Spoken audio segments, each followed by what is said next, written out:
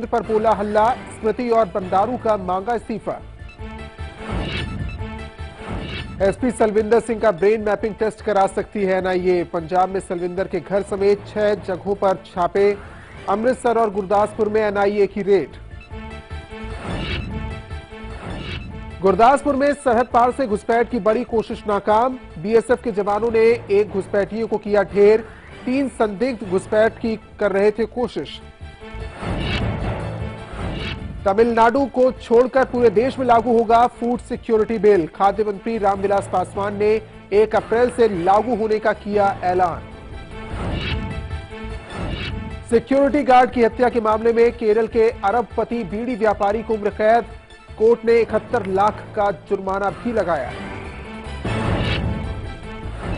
आमिर खान की जगह अमिताभ बच्चन और प्रियंका चोपड़ा हो सकते हैं अतुल्य भारत अभियान के ब्रांड एम्बेसडर। सूत्रों के हवाले से खबर, 26 जनवरी को हो सकता है औपचारिक ऐलान। 2 जुलाई से शुरू होगी बाबा अमरनाथ की यात्रा। श्राइन बोर्ड का फैसला, 18 अगस्त तक भक्त कर पाएंगे बाबा अमरनाथ के दर्शन।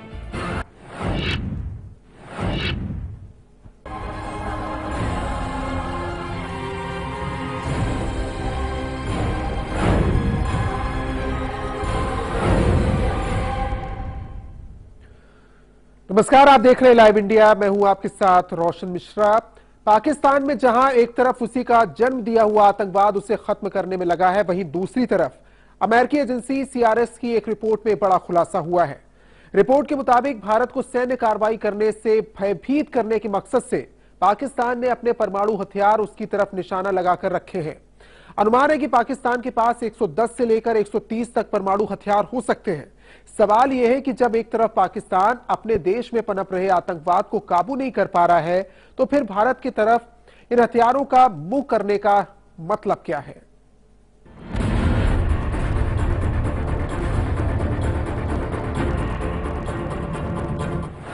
क्या भारत को डराना चाहता है पाकिस्तान?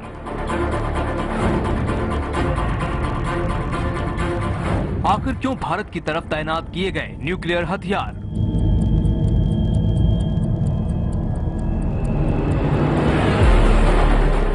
क्या पाकिस्तान को युद्ध का डर सता रहा है?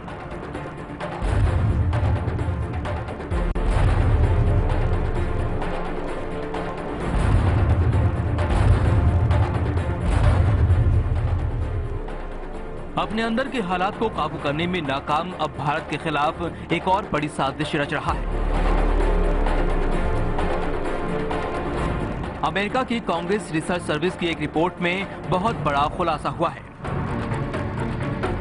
रिपोर्ट में इस बारे में चिंता जाहिर की गई है कि इस्लामाबाद के शक्ति संतुलन सिद्धांत के कारण दक्षिण एशिया में 2 पड़ोसी देशों के बीच परमाणु संघर्ष का खतरा बढ़ गया है।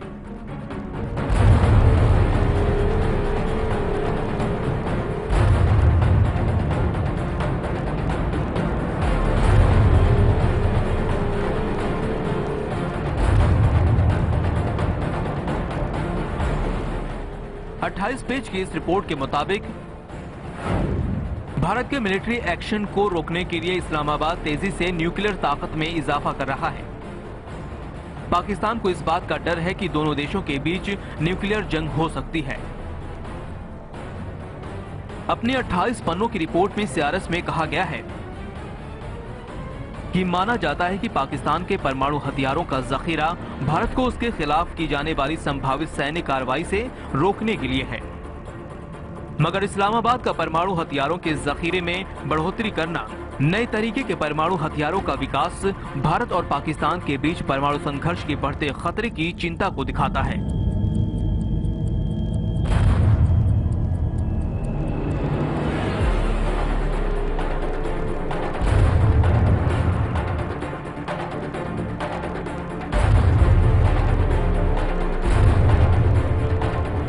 ऐसे में सवाल ये कि आखिर इन सभी एटमी हथियारों को भारत की तरफ निशाना करके रखने का पाकिस्तान का क्या मकसद है? क्या पाकिस्तान भारत को डराना चाहता है? अभी 20 तारीख को पाकिस्तान में एक बड़ा हमला हुआ, जिसकी जिम्मेदारी तहरीके तालिबान पाकिस्तान ने ली। ऐसे में सवाल ये कि जब पाकिस्तान के खुद के अंदर के हालात खराब हैं, तो भारत की तरफ इन हथियारों का मुंह करके आखिर साबित क्या करना चाहता है?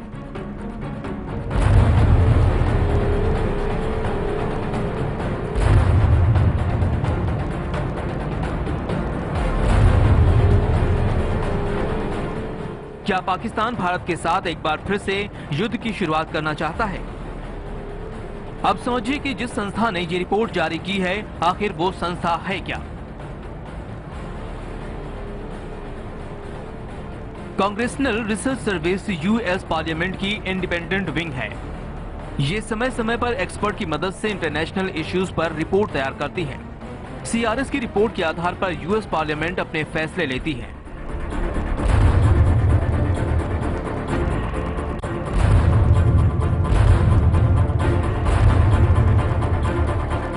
पाकिस्तान में सरकार पर आईएसआई हावी है और आतंक उसकी धरती पर पनप रहा है। वहां के प्रधानमंत्री नवाज शरीफ खुद वहां खुलेआम घूम रहे आतंकियों पर रोक लगाने में नाकाम हैं। ऐसे में सवाल ये कि अगर पाकिस्तान भारत को डराने के लिए एटमी हथियारों का मुंह उसकी तरफ कर भी देता है, तो वो अपने देश के अंदर के हालात कैसे सुधारेगा?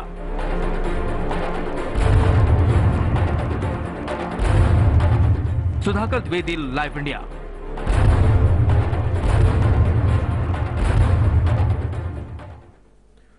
और अब आपको बताते हैं अभी तक किस देश के पास कितने न्यूक्लियर हथियार हैं।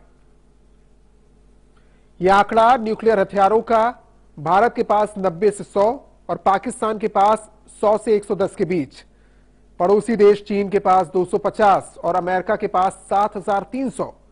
रूस उससे भी आगे करीब 8000।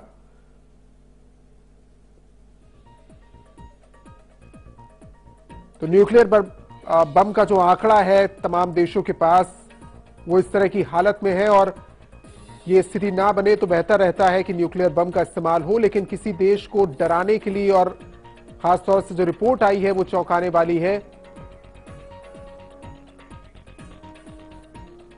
और ये पहली बार नहीं है कि जब साल बुलेटिन ऑफ एटॉमिक साइंटिस्ट ने एक रिपोर्ट में कहा हो कि 2025 तक पाकिस्तान दुनिया की सबसे बड़ी न्यूक्लियर ताकत बन सकता है।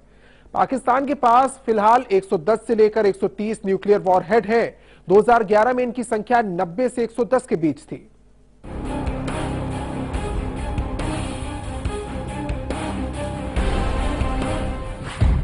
आखिर क्यों अपनी परमाणु शक्ति को बढ़ा रहा है पाकिस्तान?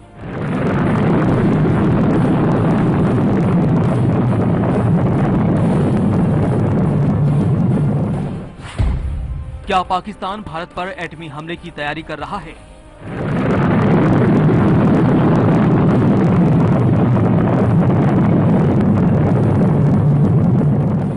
करीब एक साल पहले सीआरएस की रिपोर्ट में खुलासा हुआ था कि 2025 तक पाकिस्तान के पास 220 से 250 परमाणु बम होंगे।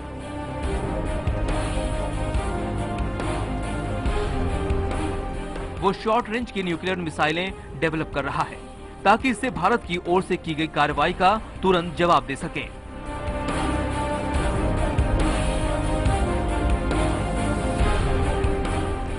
आपको बता दें कि पाकिस्तान के परेशान होने की दो बड़ी वजह हैं। पाकिस्तानी आर्मी ने बीते साल अगस्त के आखिर में पार्लियामेंट्री कमेटी के सामने कहा था कि उसके लिए देश के बाहर भारत के अलावा कोई और खतरा नहीं है। भारत लगातार हथियार खरीद रहा है और इससे पाक आर्मी परेशान नजर आ रही है।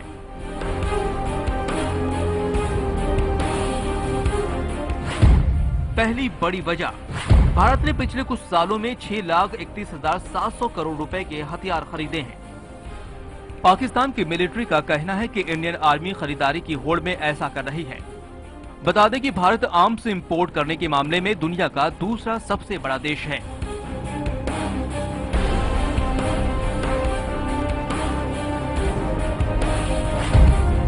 दूसरी बड़ी वजह, भारत का डिफेंस बजट भी पाकिस्तान से 3 गुना ज्यादा है। पिछले 10 साल में भारत ने मिलिट्री पर खर्च को दुगुना कर दिया है। इस साल भारत का डिफेंस बजट 2,86,000 करोड़ रुपए है। ये पाकिस्तान से 3 गुना ज्यादा है।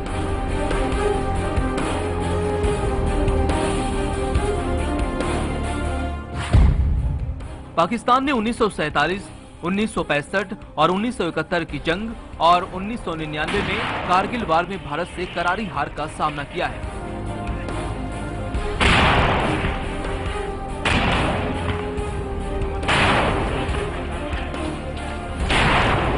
और ये साफ है कि ये सभी जंग खुद पाकिस्तान की तरफ से शुरू की गई थी। ऐसा खुद पाकिस्तान पूर्व एयर चीफ मार्शल ने अपने एक बयान में कहा था।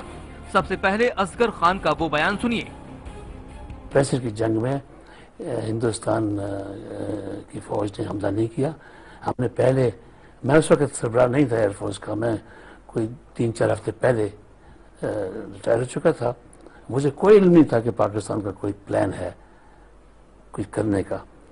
जब मैं रिटायर हुआ तो अखबारों में पढ़ा कि अब हमने टैंक भेजे हैं जम्मू और अखनूर के पीछे ऑक्यूपाइड कश्मीर में। तो मैंने समझा कि ये किया इंडिया रिएक्ट करेगा, जाहिर है। और मैंने इंटरव्यू मांगा यूब खान से के साथ और 3 सितंबर को मैं उनसे मिला, मुलाकात की। मैंने कहा आपने फैसला कर लिया हिंदुस्तान के साथ? उन्होंने कहा कि किसने कहा तुम्हें? मैंने कहा मुझे किसी ने नहीं कहा, मगर आपने टैंक भेजे हैं, आमद भेजा है इंडियन ऑक्यूपाइड कश्मीर में, जम्मू के पीछे, अखनूर के पीछे। इंडिया रिएक्ट करेगा और रिएक्ट करेगा पंजाब में।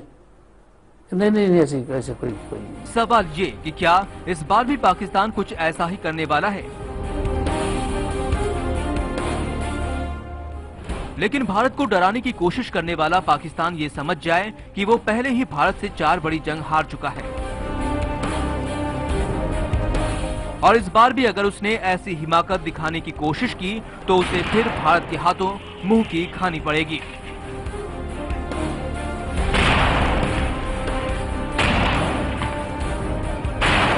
Sudhakar Dwivedi, live India.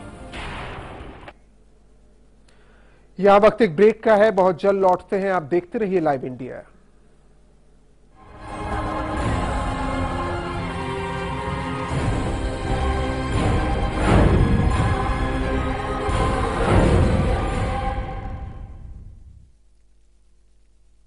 भाटिया जी गुड मॉर्निंग। हाँ गुड मॉर्निंग। कैसी लगी? स्वाद नहीं आया। स्वाद नहीं आया। वाह, अब आया स्वाद? बिल्कुल अब आया असली स्वाद। MDH चंकी चाट मसाला लाइफ में असली स्वाद जगाए। असली मसाले सच MDH। ये है चश्मिश फैमिली, ये इनकी बेटी और ये इनकी माता जी। ये 60 साल के बूढ़े हैं या जवान, अब चश्मे का नंबर घटेगा, मोतियाबिंद भी आने से डरेगा। ब्राड आयुर्वेदा आई ग्लास रिमूवर। Visit bradayurveda.com। आज ही कांटेक्ट कीजिए। ये है चश्मिश फैमिली, ये इनकी बेटी और ये इनकी माता जी। ये 60 साल के बूढ़े हैं या जवान, अब चश्मे का नंबर घटेगा, मोतियाबिंद भी आने से डरेगा। ब्राड आयुर्वेदा आई ग्लास रिमूवर। Visit bradayurveda.com। आज ही कांटेक्ट कीजिए।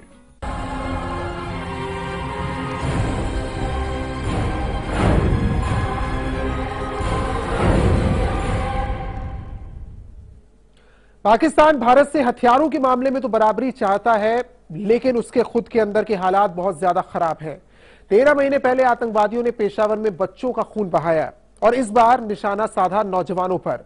दिसंबर 2014 में पेशावर के आर्मी पब्लिक स्कूल पर हमला करने के बाद आतंक के सौदागरों ने इस बार निशाना बनाया पेशावर के बाचा खान यूनिवर्सिटी को, जहां 25 लोग गोलियों के शिकार हो गए, 60 से ज्यादा लोग जख्मी हैं।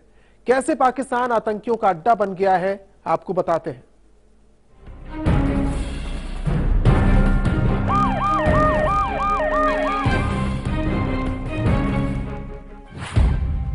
आतंकी हमलों से एक बार फिर थर्रा गया पाकिस्तान।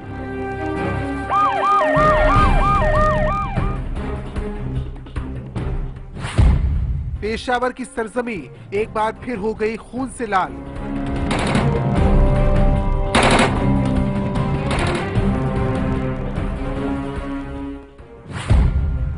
हर तरफ नजर आया आतंक का नंगा नाच।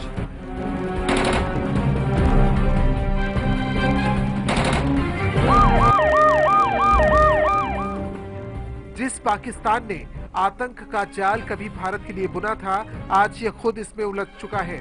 आतंक के भस्मासुर से पनपे आग में अब खुद पाकिस्तान जल रहा है और इस आग की तपिश महसूस की पेशावर ने, और इस बार आतंकवादियों का निशाना बना पेशावर का चारसद्दा, जहां तहरीके तालिबान पाकिस्तान ने बादशाह खान यूनिवर्सिटी पर हमला कर दिया।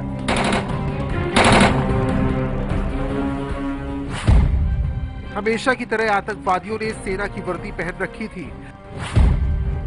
अंदर घुसते ही आतंकवादियों ने AK-47 से गोलियां बरसानी शुरू कर दी। हमले के समय यूनिवर्सिटी में मुशायरे का आयोजन चल रहा था। उस समय कैंपस में 3000 के करीब छात्र और 600 के करीब मेहमान मौजूद थे। सुबह जो मैं यहाँ पे आया तो तकरीबन 9 बजे के करीब यहाँ पे अंधाधुन फायरिंग शुरू हुआ, और आज यहाँ पर यूनिवर्सिटी में बादशाह खान के अमन के हवाले से एक मुशायरा भी मुनक़द होना था, लेकिन उनसे पहले ये सूरत हाल यहाँ पे आई। और इसके अलावा तकरीबन 1 घंटे के बाद जो है ना सिक्योरिटी फोर्स यहाँ पे आए। जब वो लोग गए तो हमारी सिक्योरिटी जो है ना वो वहाँ पर आई और हमसे कहने लगे कि यार आप यहाँ से चले जाओ, उधर सेफ जगह। हम चले गए और जो है ना ऊपर छत तक हम चल। हमले की खबर फैलते ही बादशाह खान यूनिवर्सिटी के मेन गेट पर लोगों की भीड़ लग गई। इनमें से ज्यादातर उन छात्रों के माता पिता थे जिनके बच्चे अंदर गोलियों के बीच गिरे थे। मोबाइल फोन का नेटवर्क जाम हो चुका था और फोन नहीं लगने से लोग परेशान थे, और किसी भी तरह उनके बच्चों की खबर उन्हें नहीं मिल पा रही थी।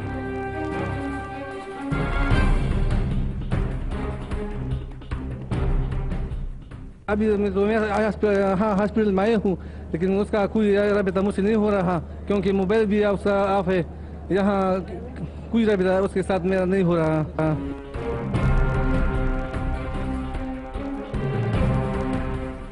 करीब 12 बजे पाकिस्तान की आर्मी बादशाह खान यूनिवर्सिटी में घुस गई और आतंकवादियों को मुंहतोड़ जवाब दिया जाने लगा।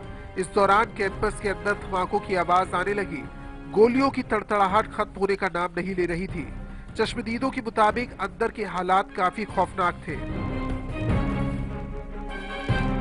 मैं खुद अंदर गया हूं, मैंने हालात देखी है। ठीक है, वहाँ फायरिंग भी हो रही है, कुछ बंदे जख्मी भी हो गए, तकरीबन 4-5 तो मैंने खुद देखे। हमने खुद 4-5 बंदे उठाए।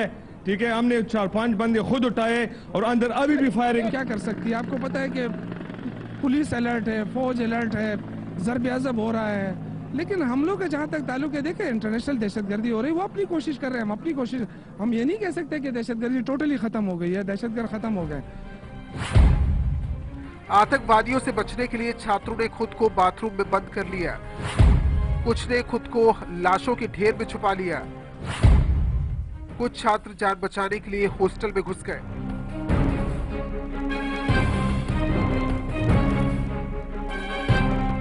आतंकवादियों के हमले में प्रोफेसर सैयद हामिद की मौत हो गई। हामिद ऑर्गेनिक केमिस्ट्री में एक्सपर्ट थे। उनके 7 रिसर्च पेपर पब्लिश हो चुके हैं। छात्रों से मिली जानकारी के मुताबिक सैयद हामिद ने स्टूडेंट्स को बचाने में अपनी जान की परवाह नहीं की। छात्रों ने बताया कि फायरिंग की आवाज सुन सैयद हामिद ने सभी को अंदर जाने को कहा। हामिद ने अपने पिस्टल निकाल ली, तभी आतंकियों ने उन्हें निशाना बनाया। 16 दिसंबर 2014 को पेशावर की आर्मी पब्लिक स्कूल पर फिर उसके 13 महीने बाद 20 जनवरी 2016 को पेशावर के बादशाह खान यूनिवर्सिटी पर हमला करके आतंकवादियों ने बता दिया है कि पाकिस्तान का भविष्य बंदूक की नोक पर है।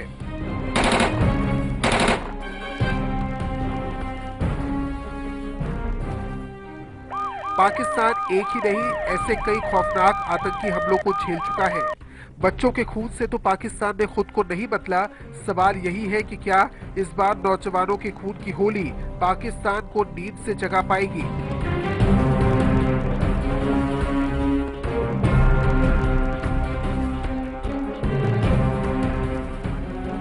Sudhakar Dwivedi, live India, Delhi. अब हम आपको बताते हैं कि खैबर के जिस इलाके में हमला हुआ उसके मायने क्या है, ये इलाका कैसा है और किस तरह से आतंकियों के लिए स्वर्ग बना हुआ है। कहीं इसमें पाकिस्तानी आर्मी और शरीफ सरकार खुद तो शामिल नहीं।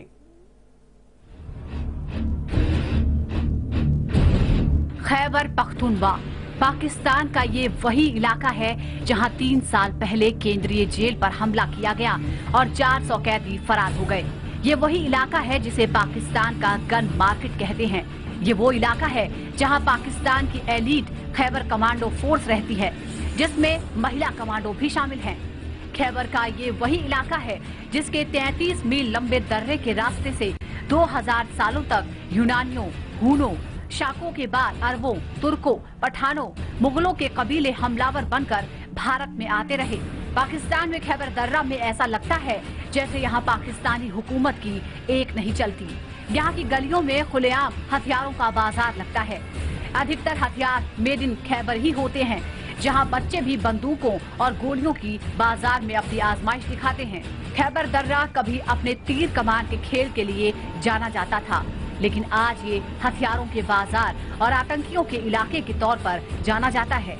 खैबर दर्रा उत्तर पश्चिमी पाकिस्तान की सीमा और अफगानिस्तान के काबुलिस्तान मैदान के बीच हिंदू कुश के सफेद कोह पर्वत श्रृंखला में दर्रा है। पेशावर से काबुल तक इस दर्रे से होकर अब एक सड़क बन गई है।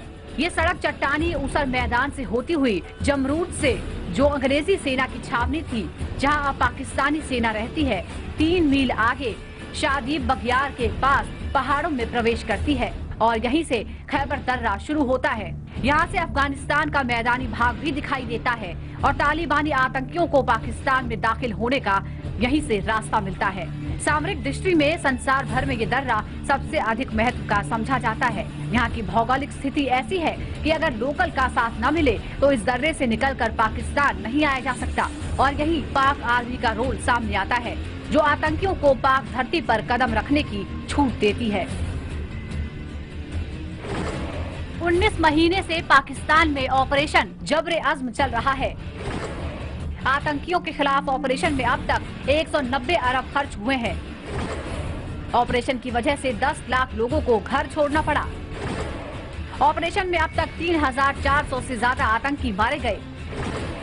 वहीं पाकिस्तान आर्मी के 500 अफसर और जवान भी शहीद हुए। आर्मी ने इस इलाके में ऐसा ही ऑपरेशन साल 2009 में भी चलाया था। कुछ वक्त बाद तहरीके तालिबान यहां फिर से मजबूत हो गया। इसी ऑपरेशन के खिलाफ दिसंबर 2014 में स्कूल पर हमला किया गया था। स्कूल पर हमले में 132 बच्चों की जान चली गई थी। पेशावर में स्कूलों की हिफाजत के लिए 11,000 सैनिकों की टुकड़ी लगानी पड़ी। इतनी बड़ी तैनाती के बावजूद पेशावर में बाचा खान यूनिवर्सिटी पर हमला हुआ। दरअसल पाकिस्तानी आर्मी को पता है कि जब तक उत्तरी वजीरिस्तान में आतंकियों के खिलाफ ऑपरेशन चलता रहेगा, तब तक उसे अरबों की रकम मिलती रहेगी। वहीं पाक सरकार को ये भी पता है कि जिस ऑपरेशन में नाटो उसकी मदद कर रहा है, उसमें विदेशी फंडिंग आती रहेगी और इसी का असर है कि तहरीके तालिबान को समय समय पर छूट दी जाती है और इस तरह का बड़ा हमला खैबर से लेकर शाकाई वैली तक ऑपरेशन जबरे अज़्म को जिंदा रखेगी और पाकिस्तान विदेशी फंडिंग पर अपनी सामरिक शक्ति को बढ़ाता रहेगा। Bureau report, live India. और इसी के साथ इस बुलेटिन में अभी इतना ही। आप देखते रहिए लाइव इंडिया, खबरें लगातार जारी हैं।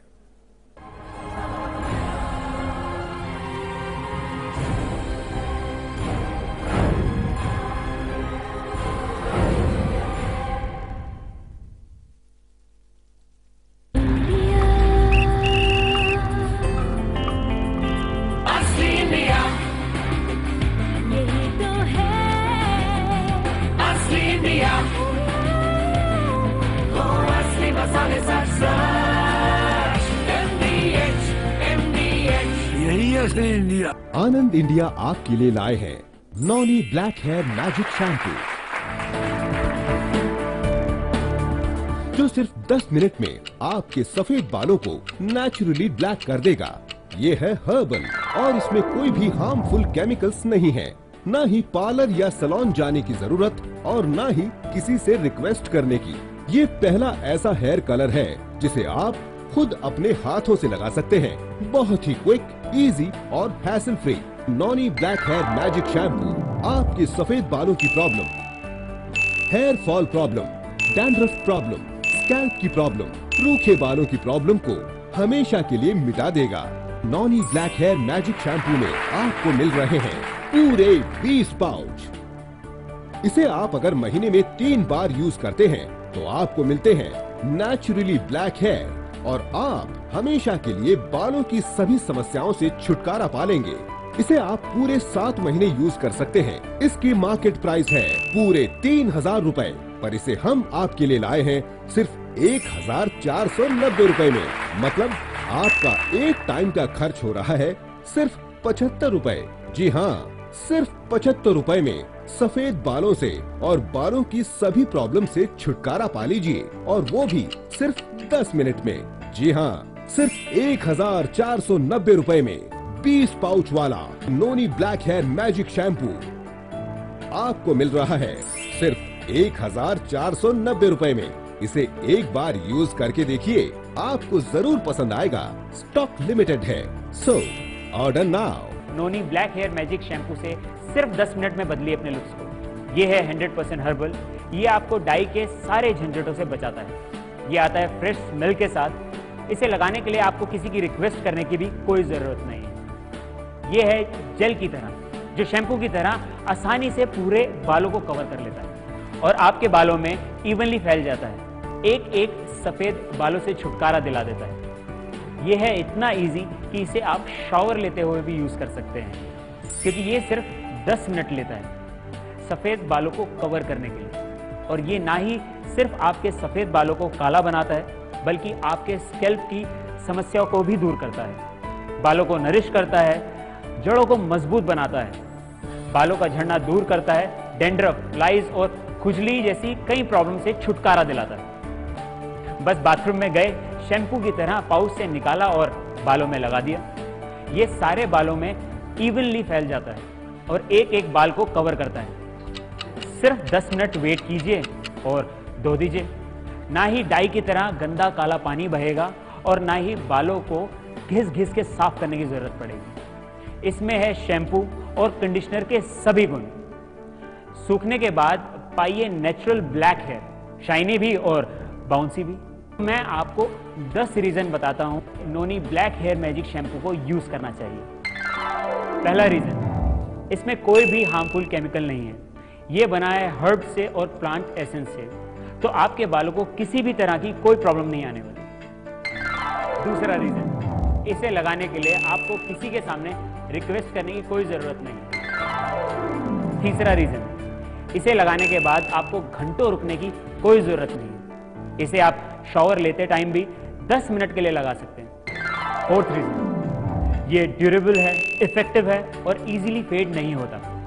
फिफ्थ रीजन, बालों को धोते समय ना ही ब्लैक पानी के छींटे उड़ते हैं और ना ही धोने के लिए आपको एक्स्ट्रा पानी की कोई जरूरत पड़ती है। सिक्स्थ रीजन, ये बालों को इक्वली कवर करते हैं। एक ही पाउच में आपके सभी बाल कवर हो जाते हैं। सेवंथ रीजन, इसमें डाई की तरह कोई भी स्ट्रॉन्ग इरिटेटिंग स्मेल नहीं आती। 8th रीजन, ये बालों को नरिश करके शाइनी और बाउंसी लुक देता है। 9th रीजन, इसमें आपको मिलते हैं पूरे 20 पाउच। 10th रीजन, इसे कोई भी अबव 18 यूज कर सकता है। ये इतना सेफ, हेजल फ्री है कि इसे आप एक बार यूज करेंगे तो दूसरों को जरूर रिकमेंड करेंगे। Noni black hair magic shampoo gel format वाला न्यूट्रिशनल शैम्पू है।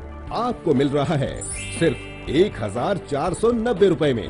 इसे एक बार यूज करके देखिए, आपको जरूर पसंद आएगा। स्टॉक लिमिटेड है, सो ऑर्डर नाउ। ये ऑर्डर आप अपने क्रेडिट कार्ड, डेबिट कार्ड या कैश ऑन डिलीवरी से प्राप्त कर सकते हैं। क्रेडिट कार्ड या डेबिट कार्ड से पेमेंट करने पर आपको मिलती है फ्री होम डिलीवरी।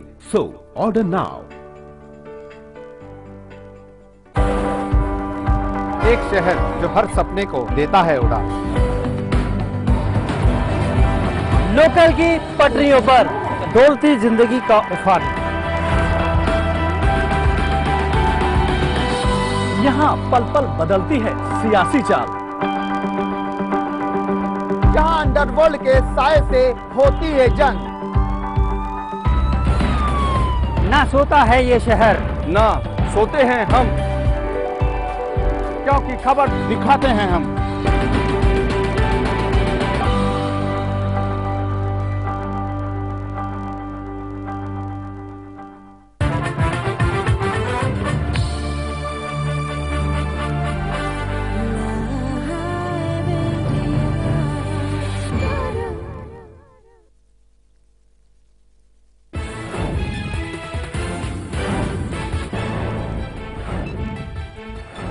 दलित छात्रों के निलंबन पर हैदराबाद यूनिवर्सिटी का बड़ा फैसला, 4 छात्रों का निलंबन लिया वापस।